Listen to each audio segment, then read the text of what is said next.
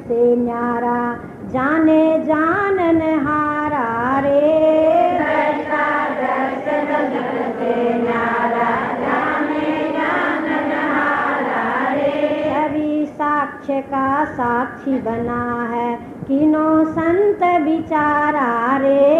छवि साक्ष्य का साक्षी बना है, किनो संत विचारा रे। सोहम श्वासा बोले, ताको ले ओ सहारा रे। सोहम श्वासा बोले, ताको ले ओ सहारा रे। विद्यानंद उलट कर देखा, मिल गया आत्म प्यारा रे। विद्यानंद उलट कर देखा, मिल गया आत्म प्यारा रे। है तन में पर नजर न आवे, ऐसा राम हमारा रे। है तन में पर नजर न आवे, ऐसा राम हमारा रे। ये है अभेद भक्ति कि तन में है पर नजर में नहीं आता। इन आँखों से थोड़ी दिखेगा, इन आँखों से दिखेगा, इन चर्म चक्षुओं से दिखेगा, वो तो नाश होगा। और जो अनुभव से देखेगा, ब्रह्माकार वृत्ति से देखेगा, उसका कभी नाश नहीं होगा। असली में वही शुद्ध सच्चिदानंद पर ब्रह्म राम है। और जगत प्रकाश्य प्रकाशक रामो, मायाधीश ज्ञान गुण धाम। ये जगत तो प्रकाश्य है और इसको प्रकाशने वाला, शरीर को प्रकाशने वाला राम है, और माया का अधिष्ठान है, ज्ञान और गुण का धाम है। रामायण में साफ बात कही है। तो ये सरजीवनी बूटी, इस सरजीवनी बूटी को जो पीता है, समझ लेता है, तो निहाल हो जाता है, कृत कृत हो जाता है। क्योंकि देखिए, आपको भूख लगी हो तो आप करेंगे रोटी रोटी रोटी रोटी, तो भूख मिट जाएगी क्या? कब मिटेगी? आपको प्यास लगी है, करोगे पानी पानी, माड़ा फेरोगे पानी पानी पानी पानी पानी, तो प्यास दूर हो जाएगी। और गर्मी के दिन है और हवा हवा नाम लोगे तो पसीना दूर हो जाएगा, चलाते हैं। और सर्दी के दिन है और वस्त्रों के नाम लोगे, कंबल के, रिजाई के, साल के, गर्म कपड़ा, क्या क्या है आप नाम जानते हो, तो सर्दी दूर होगी। और खांड खांड खांड खांड, मीठा मीठा करोगे तो मुख मीठा होगा।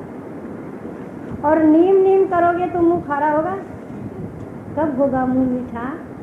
जब खांड को खाओगे। कब भूख जाएगी? जब रोटी को खाओगे। कब प्यास जाएगी? जब पानी को पियोगे। कब गर्मी जाएगी? जब हवा लेओगे। कब सर्दी जाएगी? जब कपड़ा गर्म ओढ़ोगे। ऐसे ही राम नाम लेने से दुख नहीं जाता, दुख जाता है राम की पहचान से। राम को पहचानो, पहचाने बिना काम नहीं बनता। इसलिए कहा है, बिन जाने न होए परतीति, बिन परतीति होए न प्रीति। बिना पहचाने विश्वास नहीं होगा, और विश्वास के बिना प्रेम नहीं। तो ये विश्वास करो, वो राम घट में है। राम सच्चिदानंद दिनेशा, नहीं तह मोह निशालवलेशा। राम सच्चिदानंद है। उस सच्चिदानंद राम की अनुभूति होने से मोह रूपी अंधेरा विदा हो जाता है, जैसे सूर्य उदय होने से अंधेरा भाग जाता है। तो ये सरजीवनी बूटी बताई, श्रद्धा अनुपान बताया। और ये कब पता चले कि भी रोग गया? अरे रोग जाने से तो अपने आप पता चल जाएगा। शांति आ जाएगी, प्रसन्नता आ जाएगी, तृप्ति आ जाएगी, और हृदय में राग द्वेष नहीं रहेंगे, अज्ञान नहीं रहेगा, मोह नहीं व्यापेगा, उपरामता आ जाएगी। परंतु रामायण में बताया है, जानिए तब मन बिरुज गोसाई, जानिए तब मन बिरुज गोसाई। जब उर बल विराग अधिकारी, जब उर बल विराग अधिकारी। सुमति क्षुदा बाढ़हि नित नई, सुमति क्षुदा बाढ़हि नित नई। विषय आस दुर्बलता गई, विषय आस दुर्बलता गई। आप देखिए, कोई रोगी है तो कमज़ोर होगा कि नहीं? कमज़ोर भी होगा। और भूख कम हो जाएगी, भूख भी कम और कमज़ोरी आ गई, बेचारा उठने की हिम्मत नहीं तो स्नान भी नहीं करेगा, टाइफाइड हो जाता। आजकल तो स्नान करा देते हैं, आजकल की बात छोड़ो, पर पहले स्नान नहीं करने देते। अब देखो मन जो है ये बड़ा रोगी था और इसमें विषयों की कमजोरियां थी और बड़ा कमजोर, रोगों से बड़ा दुखी। और ये कभी सत्संग रूपी गंगा में स्नान ही नहीं किया, एकदम मैल से भरा हुआ।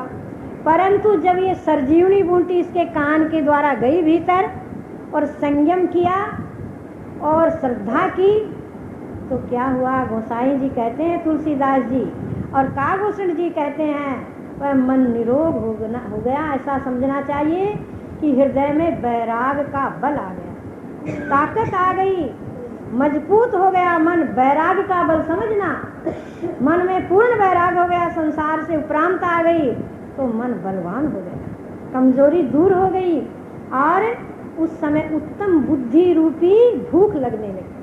भूख लगती है ना, कमजोरी दूर होने से, रोग दूर होने से भूख बढ़ती है। भाई अब रोटी अच्छी तरह खाने लगा, निरोग हो गया तो भूख क्या लगेगी?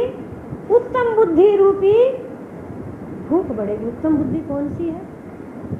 ब्रह्माकार बुद्धि।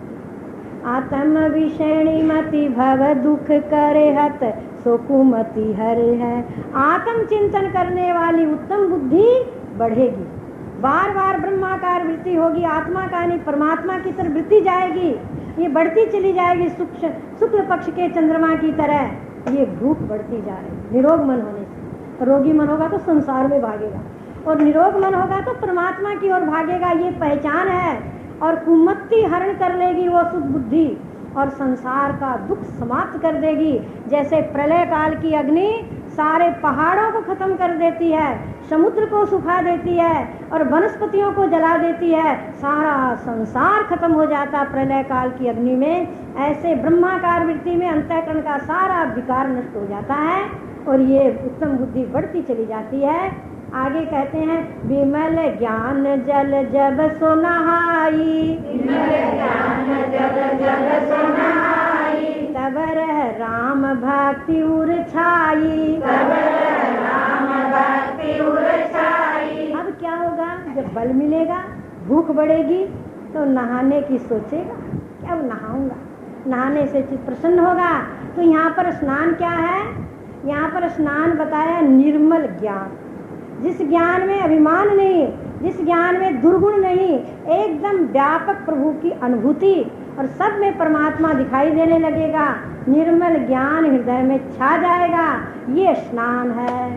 और ऐसी भक्ति कहते हैं शिव जी, ब्रह्मा जी, सुखदेव जी, सनकादि, नारद आदि ब्रह्म विचार करने वाले थे, उसमें निपुण थे। तो मानस रोगों को दूर करने वाली ये संजीवनी बूटी है और 9 प्रकार की भक्ति साधन रूप है। अब आज ये उपाय आपको बता दिया, उपाय करना आपके जिम्मे है, संयम रखना विषयों से और श्रद्धा, अनुपान और अभेद भक्ति जो है ये जड़ी बूटी है, इससे मानस रोग दूर होते हैं और मानस रोग दूर करने का साधन और सिद्धि सब सत्संग भक्ति बताई। और सपने वो नहीं देखे पर दोषा, और हे सबरी सपने में भी पराये अवगुण नहीं देखे, दोष नहीं देखे।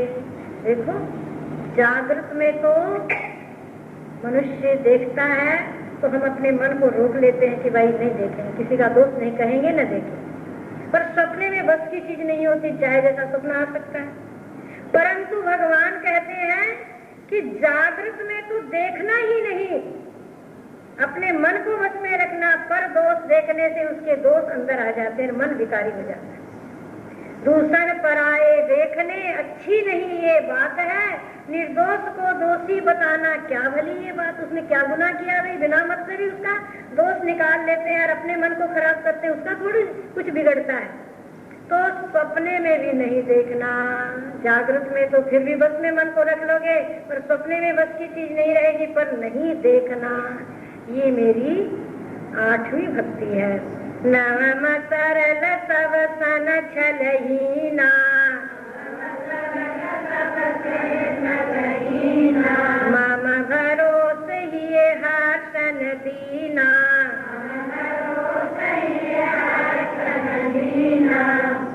देखिए 9वीं भक्ति जल्दी जल्दी पूरी कर रहे हैं, क्यों कल तो कहेंगे अभेद भक्ति, फिर तो वहाँ चले जाएंगे ना 7 नंबर में, तो दूसरी बात करेंगे।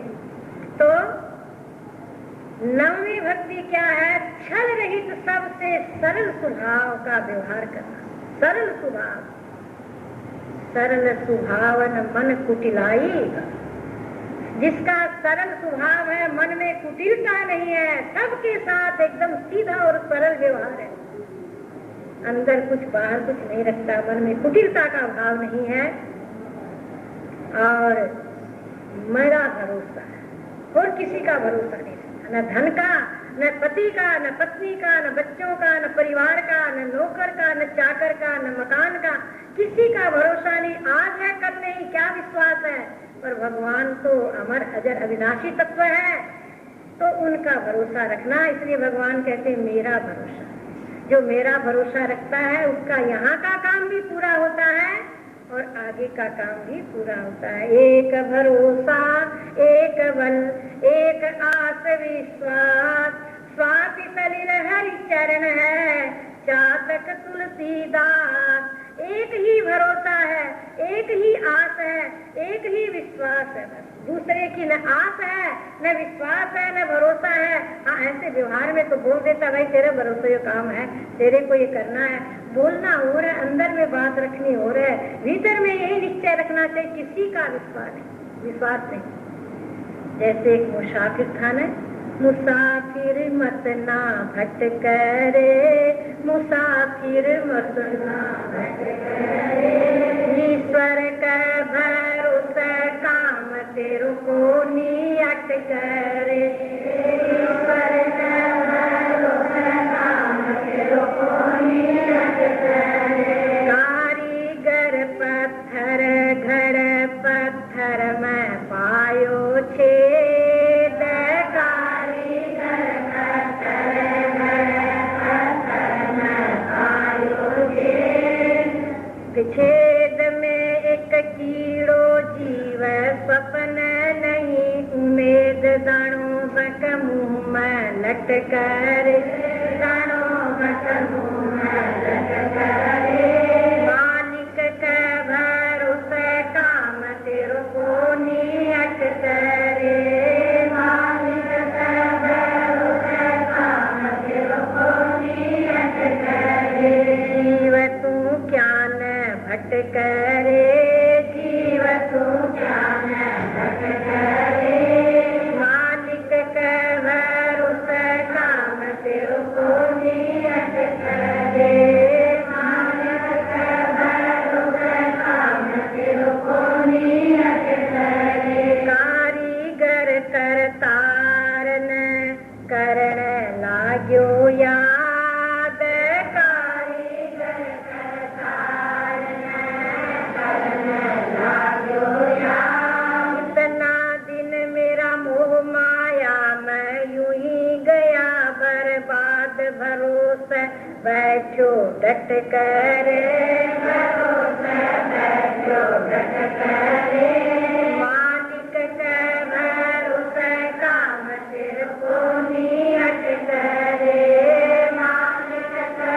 भरोसे काम तेरे को नी अटक रे। जंगल में मंगल हुआ चरु दिया प्रभु दो, ये जंगल में मंगल हुआ चरु दिया प्रभु दो। भक्त कहे भगवान से घर में पट क्या हो, ये भजन में बैठो डट कर, भजन में बैठो डट कर, मालिक के भरोसे काम तेरे को नी अटक रे, मालिक के भरोसे काम तेरे को नी अटक रे। चोरा ने चर्चा सुनी ल्याया चरु उठाए, चोरा ने चर्चा सुनी ल्याया चरु उठाए। कर्महीन नर क्या करे, धन का हो गया ब्याल, बात चोरा कर खट करे, बात चोरा करे, मालिक के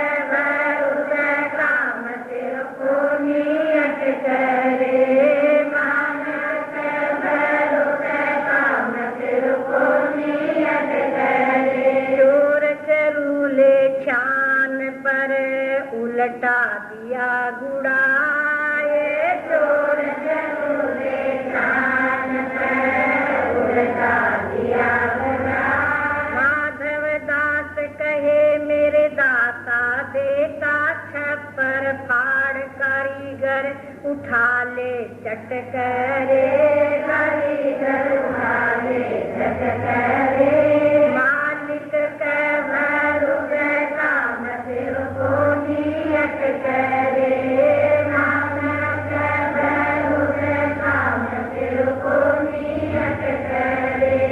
कारीगर गरीब था, खाने के लिए घर में रोटी नहीं थी। पत्नी ने कहा जी 2-4 रुपया लाते हो क्या होगा? बोले मैं क्या करूं, भगवान का भजन करता और पत्थर फोड़ता। एक दिन पत्थर में से एक छेद दिखाई दिया, उसमें कीड़ा, उसके मुख में दाना। अरे इसको किसने दिया, ये क्या काम करता है? अब मैं भी काम नहीं करूंगा, भजन करूंगा। अब काम छोड़ करके एकांत में जा करके भजन में बैठ गया और कहने लगा, अपने मन को समझाने लगा, इतना दिन मेरा मोह माया के जाल में बेकार गया, अब भगवान नाम ले रहा है। घर में रोटी नहीं, बच्चे बिलबिला रहे हैं, पत्नी दुखी है, तो भगवान ने देखा मेरा भरोसा, एक मेरा भरोसा है इसको। अब जब उसका भरोसा लेता उसको चिंता हो जाती है। अनन्या चिंतयन्तो माम ये जना पर्युपासते तेषां नित्याभियुक्तानां योगक्षेम वहाम्यहम्। भगवान कहते हैं मैं उसका योगक्षेम करता हूँ। अब तो अनन्य भाव से भगवान का स्मरण कर रहा है, तो फिर लघु शंका के लिए उठा तो 2 कलश जिसमें सर्फियां भरी हुई है, कहा ये यहाँ दी है, घर में ले जाके दो, मैं नहीं ले जाने वाला। अब तो भरोसे बैठ गया निश्चिंत होके। तो घर में चोर आए हुए थे, घर गया कारीगर, कहा लाए कुछ, भूख मर रहे बच्चे और मैं भी भूखी हूँ। कहा मैं कहाँ से लाता, 2 कलश वहाँ पड़े हैं, उसमें सर्फियां हैं, जो वहाँ दिया वो यहीं देगा। चोरों ने सुना घर में तो कुछ नहीं है, भागे भागे गए, वहाँ पर देखते हैं 2 कलश है और उसमें सांप है दोनों। वो कारीगर ने हमारे को ठग लिया, देख लिया, ऐसी बात की जो हम लोग यहाँ भाग आए, उनका मुंह बंद किया और कलश उठाए और कारीगर के छप्पर पर चले गए, छप्पर हटाया और कलश को उछल दिया कि ये सर्प इनको ही काटेगा। परंतु धड़ाधड़ सर्फियां पड़ने लगी। भगवान छप्पर फाड़ के देना होता है तब। अब तो धन से माला माल हो गया, पर भरोसा किसका था? कुछ काम किया, एक भजन का काम किया। कहने का तात्पर्य क्या है? भगवान कहते मम भरोस ये हर सन दीना। धन का भी भरोसा नहीं किया, कलश पड़े तो उठा के तो ले जाओ, नहीं जो यहाँ दिया अपने देगा। पूरा भरोसा हो तो उसका काम बनता है। और विचार कल करेंगे और कल यहाँ सत्संग की समाप्ति होगी और फिर बंगलिया हाउस में परसों से आरंभ हो जाएगा। और कल आपको अभेद भक्ति के विषय में सुना करके मानस रोगों की निवृत्ति का उपाय समाप्त हो जाएगा। हरिओम तत्सत्। सर्वे भवन्तु सुखिनः, सर्वे भवन्तु सुखिनः।